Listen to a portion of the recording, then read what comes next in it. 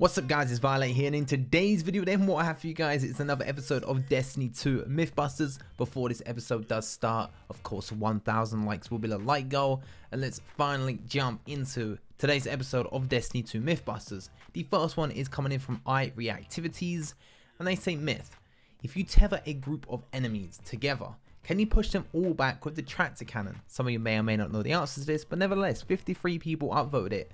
Must mean some people want to see this. Let's show it.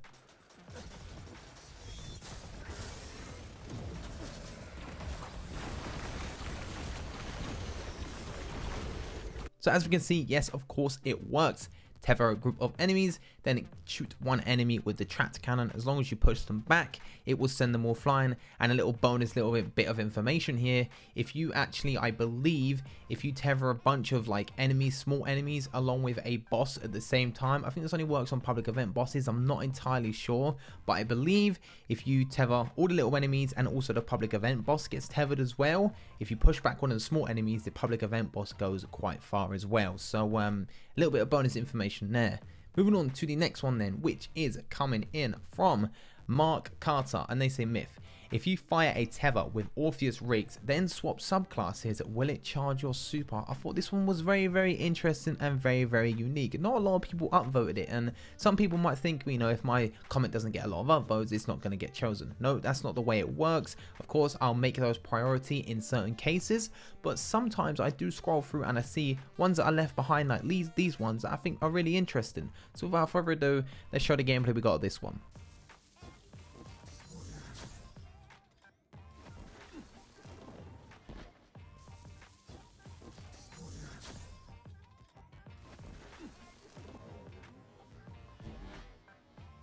So as you can see, it does work.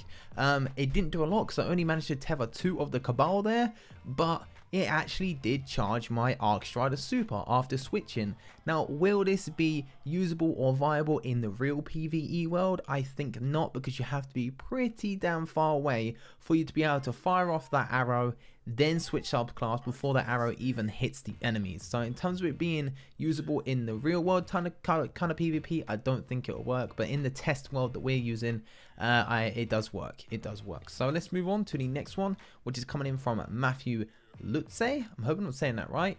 Myth: on the Pyramidian strike, you can blink through the Vex laser traps without taking damage. Now, we all know that those laser traps, sometimes you can run through it perfectly, but somehow those nasty buggers still manage to get you, you know? It's so annoying. So they want to know, you know, can you blink through it without taking any damage? Are the Warlocks going to be superior in this case? Well, in most cases they are anyway, but you know, let's not talk about classes and what's better in here and there.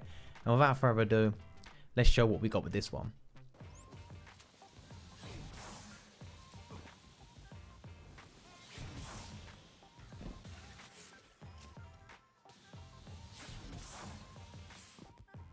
So as you can see, the Warlock comes up again. You can blink through the laser traps without taking damage. You have to time it right where you're in quote-unquote invisible, or you're in the blink stage, to actually get through them, because there was sometimes when I was recording this when I blinked too early and actually land on the laser itself and it would kill me. But if you time it right and you blink through the laser, it does work and you do not take damage. So really interesting one there.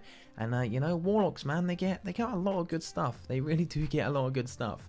Moving on to the next one from Brian Fluker. Myth: if you activate Golden Gun with Nighthawk on and then switch to the Foe Tracer exotic helmet, will you do the Nighthawk damage plus the extra damage that the Foe Tracer will give you because of the perk where you'll do more damage to low health enemies? I thought this one was a really cool one to look for, and I know a lot of people have commented this. Sorry if I didn't pick your one over this one. I just saw a bunch of comments regarding this one, so I thought, you know, a lot of people are going to want to see this. So I have seen all your comments, do not worry. And you know, people were saying like, if this works, it could be the new meta of damage, etc. So without further ado, let's show the gameplay we got. The first clip will be Nighthawk normally. I had the same skill tree every time. It was Way of the Outlaw. I didn't have Sharpshooter on or anything. During this, I didn't go for headshots or anything. I went for body shots. And this is the gameplay we got. First clip will be just with normal Nighthawk damage, and then it will be with me taking off Nighthawk and putting on Foe Tracer. So let's have a go.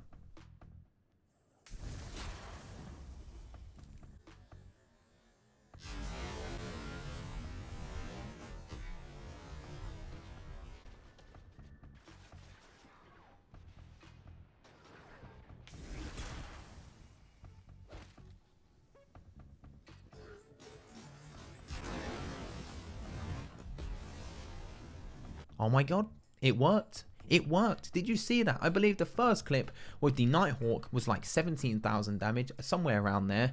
And then with the second clip, when the enemy was low, over 20,000 damage. Like, it worked. It was like a 3,000 damage increase. That's quite a lot. So let's just say you're doing a strike boss, or you're on Callus and you're on the last plate and you need that just that little bit more DPS before he can bring up his overshield and you can finish him off once and for all. Maybe if you do the Nighthawk and switch to the Foe Tracer quick enough, you'll be able to get that extra little bit of damage on Callus to be able to finish him off, or that striker boss to be able to finish them off. This is quite an interesting one here. Quite an interesting one indeed. Bungie, if you're watching this, please don't patch this. Please. You know, I can see them patching it now, you know. I can already see how they would patch it, you know. Put if you change exotic pieces that affects your subclass, it completely removes your super. That would be annoying. Don't do it, Bungie, please. Moving on to the next one from, actually this is the last and final one as well. This is actually from a Mythbusters quite a while ago, because sometimes I check comments on the recent video and sometimes I check comment on like other Mythbusters too. And we had this one from Alpha Mewtwo. Now I wasn't going to pick this one in the first place because it's a very difficult one to do, and I'm not gonna lie to you, I didn't manage to get it done, but I do know the answer to this, and I do know who has done this, and I do know that I can tell you guys where to go to see it. So Myth, is it possible to kill the Strike Vex boss, the inverted Spire, before the last floor / phase? And if so, what happens to the loot you get? Does it teleport to you the last floor for the chest, or what happens? So Alpha Mewtwo, me personally, I'm not a good enough PvE player. I'm not a PvE god or anything. I don't really have a dedicated team to like speedrun or anything like that to actually be able to get this gameplay for you, unfortunately, because you need to do a heck ton of damage to him to be able to get this done. But I do have a link in the description below to Modern Tryhard's speedrun on the inverted Spire Strike, where his team actually managed to kill the boss before he actually even teleported in the first phase. Absolutely crazy DPS they did, absolutely crazy. They timed it right, etc. Went absolutely crazy on him. So I will leave a link to that in the description below for all you guys to go and check out if you do want to know if it is possible or not. But yeah, they went absolutely mad. I'll probably link it in the description, and then I'll say like a little bit of text on top of the link, skip to da da da da da. But yeah, big shout out to Modern Tryhard. If you want to see speed runs, etc. and stuff like that, then definitely while you're over at his channel, check out his channel, and maybe you'll like his stuff and maybe you'll subscribe. But nevertheless, I thought I'd share that with you guys because of course I can't show the gameplay on my channel because I don't have permission from him or anything like that. So I thought I'd link it in the description for you guys anyway to go and have a look. So I hope you have enjoyed this week's episode of Destiny 2 Mythbusters. One thing I do want to say, I recently made a video regarding Mythbusters going over to different games, and if you guys would like to see that or not. And a ton of people have commented on that video. If you want to share your own thoughts on that video, then feel free to go to the video called A Question to All Mythbusters Fans. It's something like that. And go share your thoughts on that video if you want to see Mythbusters on different games. But the response I've had so far, a lot of people have said yes. The majority of people have said yes. I've had a couple of comments that are like, no, I only want to see Destiny, I'm subscribing, etc. And that's fair, that is fair. But you know, share your thoughts on that video. So far, the majority of the votes are saying yes, they'd like to see Mythbusters come to different games. But yeah, man, you know, we can only see what happens in the future. So I hope you have enjoyed. If you have, be sure to leave a like. That'd be greatly appreciated. Subscribe to the channel if you are new. We do a ton of Destiny 2 content and other games as well.